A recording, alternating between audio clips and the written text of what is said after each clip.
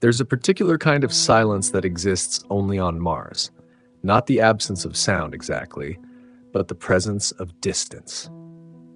Dr. Yuki Tanaka discovered this on her first night in Greenhouse Module 7 when she realized that the storm raging outside, a storm that would have torn buildings apart on Earth, sounded like nothing more than a gentle whisper against the reinforced glass. That was 4 years ago. Tonight, something is different. She stands now in the center of her greenhouse, surrounded by 2,000 plants that shouldn't exist. Tomatoes, heavy and red undergrow lights calibrated to mimic a summer afternoon in Kyoto. Rice paddies, actual rice paddies, on Mars, their roots submerged in recycled water that was, just yesterday, someone's shower. Strawberries climbing vertical walls. Potatoes buried in rust-red Martian soil that she spent 3 months teaching how to be Earth. But it's the wheat that concerns her. Section D7. Third row from the hydroponics wall. The wheat is glowing, not much, just a faint bioluminescence, like those deep-sea creatures she studied back in graduate school. A soft, ethereal blue-green that pulses, very gently in rhythm with. Yuki touches her chest, feeling her heartbeat. The wheat is glowing in rhythm with her heartbeat. Well, she says to the empty greenhouse, her voice slightly muffled by the thin Martian atmosphere, even inside the habitat. This is either a major scientific breakthrough or I've been alone too long. Probably both. It may take you back. Not far, just to this morning, before the glowing wheat situation. Yuki's day began, as it always does, at 5:30 Mars Standard Time. The habitat's AI, which everyone calls HAL despite the objections of the legal team back on Earth, gently raised the ambient lighting in her quarters from deep space black to pre-dawn blue. "Good morning, Dr. Tanaka," HAL said in its carefully neutral voice. "You have 17 messages from Earth. Shall I summarize?" "Coffee first," Yuki mumbled, already reaching for her jumpsuit. "Always coffee first." "Your mother called again." "Hal. She's worried you're not eating enough." "Hal, I literally grow food for a living. She's also concerned about your love life." Yuki paused, one leg in her jumpsuit, and stared at the ceiling speaker. "Did you just make a joke?" "I have been studying human humor," Hal admitted. "Dr. Chen from Habitat 3 suggested it might make me more personable." "How's that going?" "He hasn't spoken to me in 3 days." Despite herself, Yuki smiled. Even AI could be awkward. There was something comforting about that. The walk from her quarters to Greenhouse 7 took exactly 4 minutes and 37 seconds. Yuki had timed it 1,247 times. On Mars, you counted things. You counted your steps, your breaths, your remaining supply drops. You counted days until the next crew rotation, knowing full well you'd probably signed up for another tour before the current one ended. You counted because counting meant control, and control meant survival. The greenhouse door hissed open, a sound that still thrilled her after 4 years, and the smell hit her like a physical wave.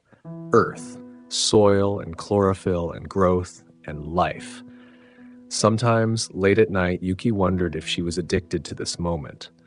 This daily rush of stepping from the sterile habitat into this impossible pocket of green. She'd read that sensory deprivation could create unusual dependencies. But then again, she thought, there are worse things to be addicted to than life itself. "Good morning, everyone," she said to her plants, as she did every morning. The tomatoes didn't respond. They never did. But that's when she saw it. Section D7. The wheat. At first, she thought it was a reflection, maybe the grow lights hitting at an odd angle, or perhaps condensation on her helmet's faceplate. Except she wasn't wearing her helmet because the greenhouse was pressurized and the wheat was definitely glowing. "Hal," she said carefully, "are you seeing this?" "Seeing what, Dr. Tanaka?" "The bioluminescence in Section D7. A pause. On Mars, even AI pauses felt longer. "I am detecting no unusual luminescence in any section," Hal said finally. "However, I should note that my optical sensors in the greenhouse have been, how did Dr. Chen put it, acting weird for the past week." "Define acting weird." "They keep focusing on the plants when nothing is happening." Plants are always doing something, Hale. That's kind of their whole deal. Yes, but my sensors seem particularly interested in the wheat, almost as if they're watching it. Yuki felt a small shiver run down her spine. Not fear, exactly. More like recognition. The feeling you get when you're about to discover something that will change everything. She'd felt it twice before in her life. Once, when she was 7, and realized that seeds were just tiny sleeping plants. And once, on her first day of graduate school, when her advisor asked her a simple question, what if we could make plants that remember? By midday, Yuki had run 17 different tests. Spectral analysis, inconclusive. Chemical composition, normal. Genetic sequencing, in progress, results pending. Photon emission, definitely present, but Hal's sensors still insisted there was nothing unusual. She sat back on her lab stool, imported from Earth at approximately $10,000 per kilogram, which meant this was quite possibly the most expensive seat in the solar system, and stared at the wheat. It stared back, glowing softly. You know, she said aloud, on Earth, when crops do unexpected things, it's usually bad news. Blight, disease, mutation from pesticides. She leaned forward. But we don't have any of those things here. No pesticides, no natural diseases. You're growing in filtered Martian soil under controlled conditions in an environment that has never seen life before. The wheat swayed slightly in the circulation breeze. So what are you trying to tell me? Her tablet chirped. Message from Dr. James Morrison, the colony's chief medical officer, and, more importantly, the only other person who understood what it felt like to be responsible for keeping living things alive 225 million kilometers from home. Lunch in the Commons? Heard you're having a weird plant day. I'm having a weird human day. Maybe they'll cancel each other out. Yuki smiled. James had a way of making Mars feel less like exile and more like, well, still exile, but exile with a friend. The Commons area of Mars colony Kepler-7 was designed by someone who had clearly never been to space. It had mood lighting, depressing blue, ergonomic seating, uncomfortable metal, and decorative plant walls, Yuki's third best work, if she was being honest. James was already at their usual table, poking suspiciously at something that was theoretically pasta. Please tell me this came from your greenhouse, he said as she sat down. That's from the hydroponics bay in Module 3, Chen's department. Ah, that explains why it tastes like regret and recycled water. That night, Yuki couldn't sleep. This wasn't unusual. Sleep on Mars was always complicated. The day-night cycle was 40 minutes longer than Earth's, which meant your circadian rhythm was constantly playing catch-up. Add in the psychological weight of being one of 63 humans on an entire planet, and insomnia became less of a disorder and more of a lifestyle. At 2:30, she gave up and returned to the greenhouse. The wheat was still glowing. If anything, it seemed brighter. She pulled up her lab stool and simply watched. Scientists aren't supposed to just watch. They're supposed to hypothesize, test, measure, analyze.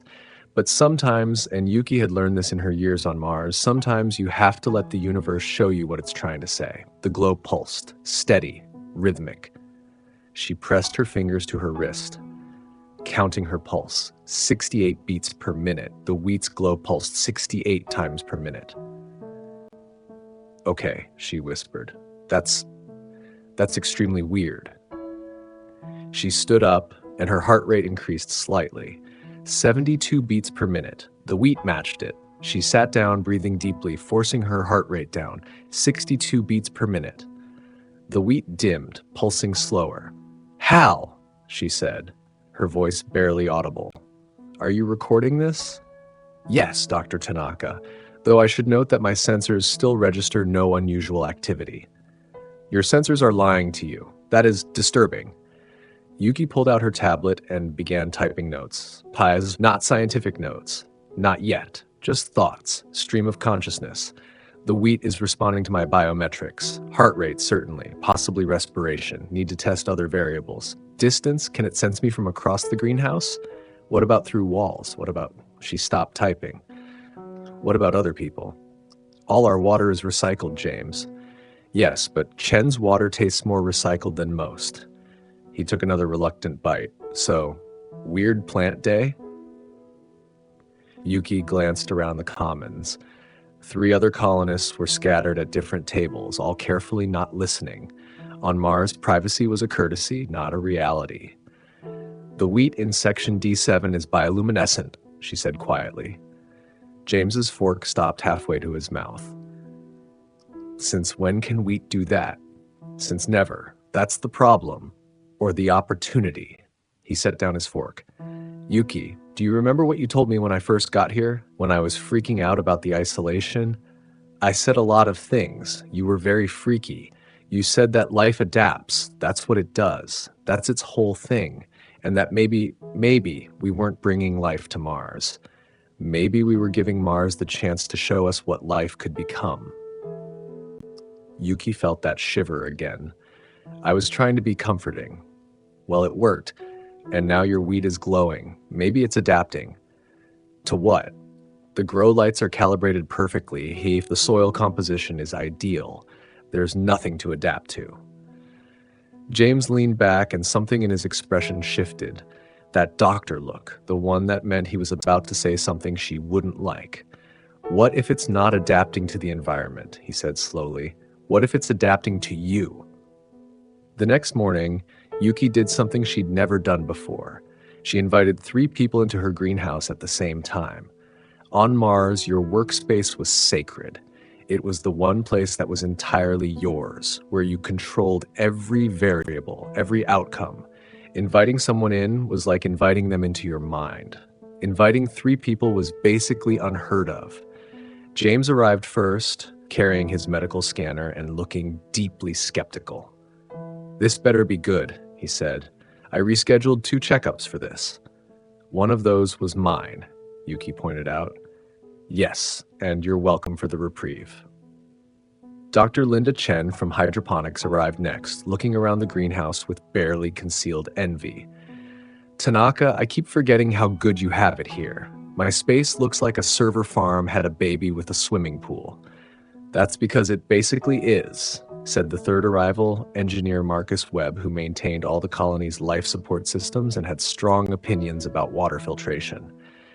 Yuki gathered them in front of section D7. Okay, she said, I need you all to trust me and not ask questions until this is over. That's how horror movies start, Marcus observed. We're on Mars. We're already in a horror movie. Fair point. Yuki instructed them to stand in a line facing the wheat. Then, one by one, she had them check their heart rates. James, 71 BPM, 64 BPM. Marcus, 78 BPM. Now, Yuki said, watch the wheat. At first, nothing happened. The wheat stood still under the grow lights, looking like wheat. Then Linda gasped, is it glowing? You see it? Yuki's heart leaped. Barely, but yes. Like a very faint blue-green, and Linda pressed her fingers to her throat. It's pulsing at the same rate as my heartbeat. Marcus squinted. I don't see anything. Check your heart rate again, Yuki said. He did. 82. I think your creepy wheat experiment is stressing me out. Look again. This time, Marcus saw it. His eyes widened. Okay, that's definitely creepy. And it's definitely following my heartbeat. How is it following my heartbeat? James, ever the scientist, had his medical scanner out and was taking readings of everyone. Electromagnetic fields, he muttered. Plants respond to EM fields. The human heart generates a weak EM field. Maybe the wheat has learned to sense it, Yuki finished. But why, and more importantly, why now? This wheat has been growing for 3 months. What changed? They stood in silence, all watching the wheat pulse in a strange, discordant rhythm as it tried to match 4 different heartbeats at once. Finally, Linda spoke. Dr. Tanaka, when did you first notice the glow? 2 days ago, morning check. And what were you doing right before that? Yuki thought back. The usual, checking moisture levels, nutrient distribution, growth rates. She paused. I was talking to the plants. I always talk to them. What did you say? I don't remember exactly. Something about missing Earth, about wondering if they missed it too. She felt suddenly self-conscious. It's not unusual. Lots of people talk to their plants. But your plants, James said slowly, might actually be listening. That evening, Yuki returned to the greenhouse alone. The colony was settling into night mode, lights dimming, people retreating to their quarters, the daily ritual of pretending that Mars could ever feel like home. She stood in front of the wheat for a long time, just breathing. "I don't know if you can understand me," she said finally. "I don't even know if you're really aware in any way I'd recognize, but I'm going to talk to you anyway because that's what I do. That's what I've always done." The wheat swayed slightly. We came here, humans, we came here because we wanted to spread life, to prove that life could exist beyond Earth. But maybe... She paused, choosing her words carefully. Maybe we had it backwards. Maybe we're not bringing life to Mars. Maybe Mars is teaching life something new. The glow intensified just slightly. On Earth, plants evolved for billions of years in constant competition, for sunlight, for water, for nutrients. They learned to fight, to survive, to reproduce. But here, she gestured around the greenhouse, here, there's no competition. Every plant has everything it needs. You don't have to fight to survive. She knelt down, getting closer to the wheat. So maybe you're learning to do something else. Maybe you're learning to connect, to sense the living things around you, to respond to them, to exist in relationship rather than competition. The wheat pulsed in rhythm with her heart, 68 beats per minute. Yuki felt tears forming, which was inconvenient because on Mars you were supposed to conserve water, but some things were worth the waste. "You know what the hardest part of being here is?" she whispered. "It's not the isolation. It's not the danger. It's the feeling that we're alone.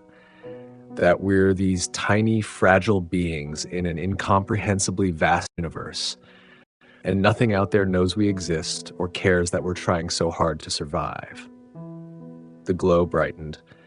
"But you see us, don't you? You sense us. You respond to us. You're telling us in your own way that we're not alone, that life recognizes life, even 225 million kilometers from home." She placed her hand gently on the soil beside the wheat. "Thank you," she said. "Thank you for reminding me why I came here." Dr. Yuki Tanaka submitted her findings to the Mars Agricultural Journal 3 weeks later. The paper was titled Biometric Responsive Bioluminescence in Triticum aestivum, Evidence of Environmental Adaptation Under Low Competition Conditions. It was the most downloaded paper in the journal's history. Within 6 months, every greenhouse on Mars was reporting similar phenomena, not just wheat, tomatoes, rice, even the decorative plant walls in the commons. All of them slowly learning to sense the humans who tended them. Some scientists called it an evolutionary leap. Others called it proof that life was stranger and more adaptable than anyone had imagined. Yuki called it hope, because on Mars, that distant, dusty world where nothing should be able to live, life had learned to do something new. It had learned to listen. And in the silence of space, in the lonely greenhouse of Habitat 7, that made all the difference. She still talks to her plants, of course, but now she knows they're listening. And sometimes late at night, when she places her hand on the soil beside the glowing wheat, she swears she can feel them talking back. Sleep well, traveler. Tomorrow brings new stories.